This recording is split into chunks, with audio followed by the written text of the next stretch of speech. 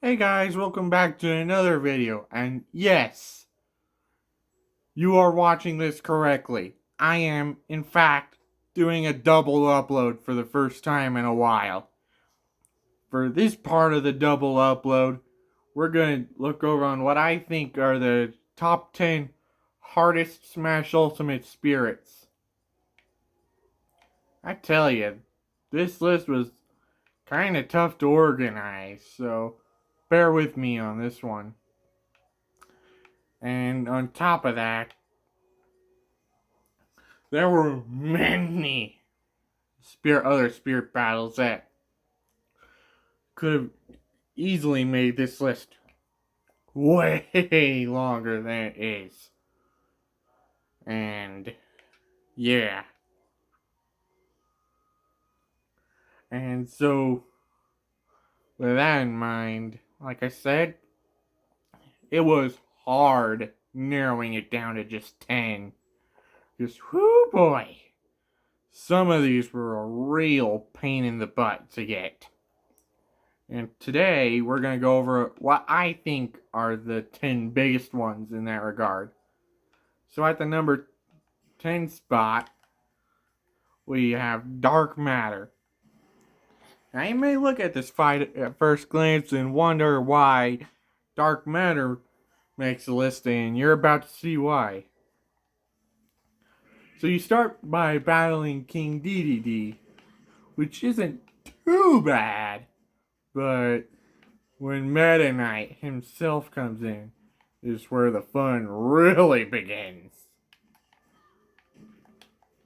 And the reason I say that is because the Nightmare Wizard will come in, and on top of that, he will cover the screen in darkness, as you can just see right now. And when he does so, I just jump around like an idiot because I can't see. I find this one more annoying than hard per se, but I definitely struggled with this one a good bit back in the day when this game came out. Anyways, on to number 9. And for the number 9 spot, we have Gigamac. Now, this spirit battle doesn't even anger me. I'm just genuinely shocked at how powerful this little Mac is, because I swear, even in the story mode, it's impossible to not die at least once in the battle. And I know it seems, side note, I know it seems like I'm playing terribly in this fudge, but I'm genuinely trying my best. And on top of that, I swear it is impossible to not die at least once to this Gigamac battle. And I can confirm his final smash, which is, well, Gigamac, is quite powerful. I've seen it used on me, so I know from experience. Anyways, on to number 8. Now we're really getting the annoying ones, and Mythra here is no exception. To start, Corrin starts with an enhanced beam sword, and not only that, she charges up a powerful final smash. Not just that, but both the Corrin and the Shulk in this battle in general are pretty strong. And on top of that, it can be hard just trying to survive, because they're always onto you. And it can be really hard to keep track of survival and where you are. Like the other two on this list, I find this one more annoying than hard per se. But either way, you are not beating this battle first try. I definitely didn't. Anyways, that takes us to number 7, which is Keita. If I mispronounced that, I'm sorry. I barely play Fire Emblem. Anyways, in a moment, you're going to see that there's a wind that's so strong that no one stands a chance of surviving, let alone getting hits in on the Martha and Lucina. Not just that, but they've also got really good move speed in the wind, too. And on top of that, they're also immune to the wind, while you aren't. Real fair, am I right? By the way, have you ever been this battle without a wind immunity before? I have. It nearly took me an hour to do that. Anyways, on to number 6. The name doesn't really lie. You really do need to be, well, the boss in order for you to be able to clear this battle. Now, I'm entering this battle with a poison heals and a 50% damage, so keep that in mind. Anyways, you fight Zero Suit Samus on this poison floor. There's no platforms to stand on. Not just that, but her attacks in general are pretty strong too. Like, seriously, it can be really easy to get Smeckledorfed in just a matter of seconds.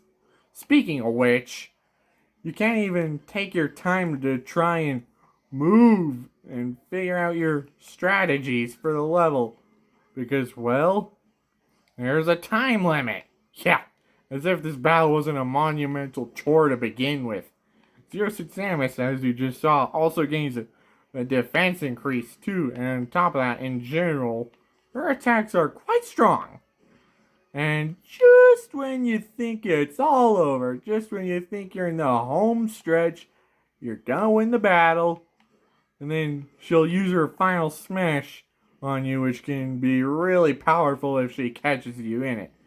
I've seen her do this to me numerous times, so I can confirm the trueness of this. On top of that, this Zero Suit Samus does not mess around whatsoever. Like, I know I'm playing pretty terribly here, but I am genuinely trying my best just to survive, which is the case for a lot of these spirit battles that you're about to see some footage of. And like I said, I am genuinely trying my best here. And you can actually even run the timer out just trying to survive. Like, see, look here. Even if she didn't kill me there, I probably would have died because I ran the timer out for too long.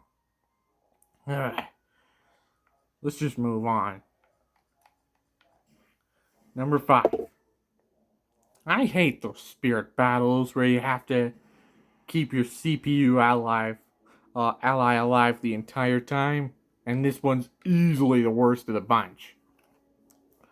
Unlike Donkey Kong and Lady, which wasn't much easier, the Peach actually helps. And on top of that, actually knew to help you. Like, seriously, come on, Zelda, help me!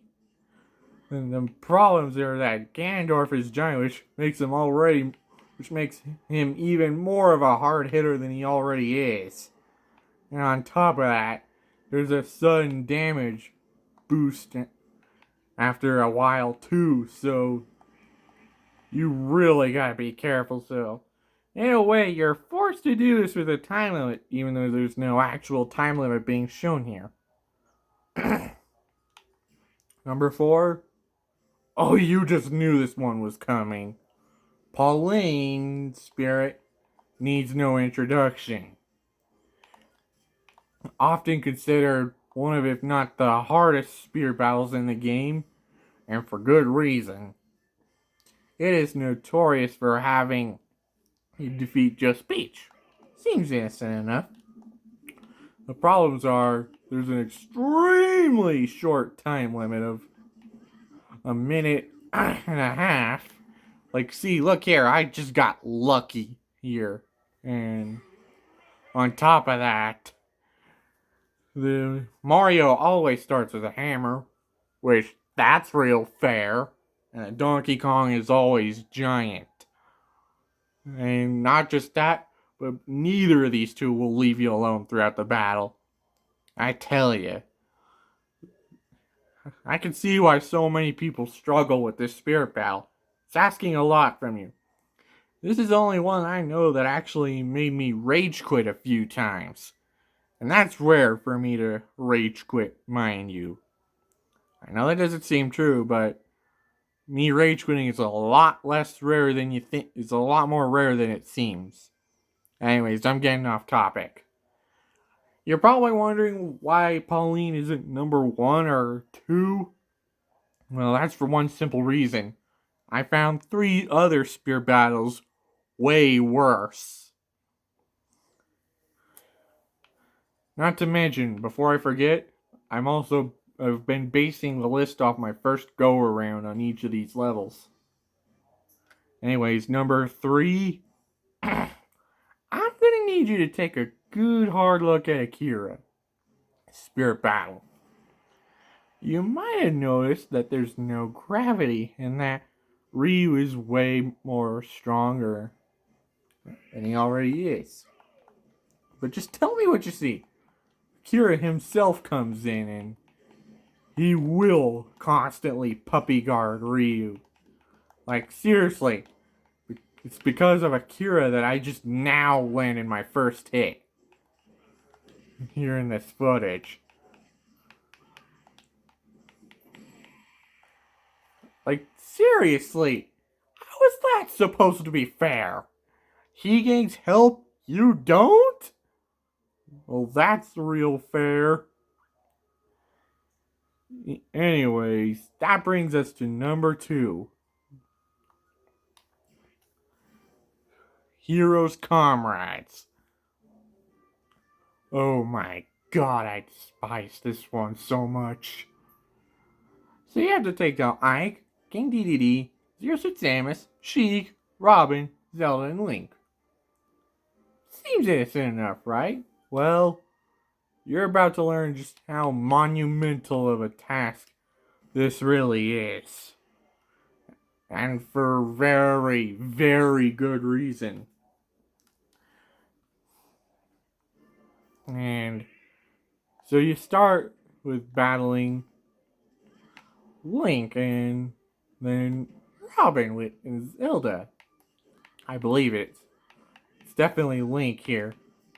Which this battle doesn't start off too bad, but if you're really unlucky, then this one's just a chore to get through.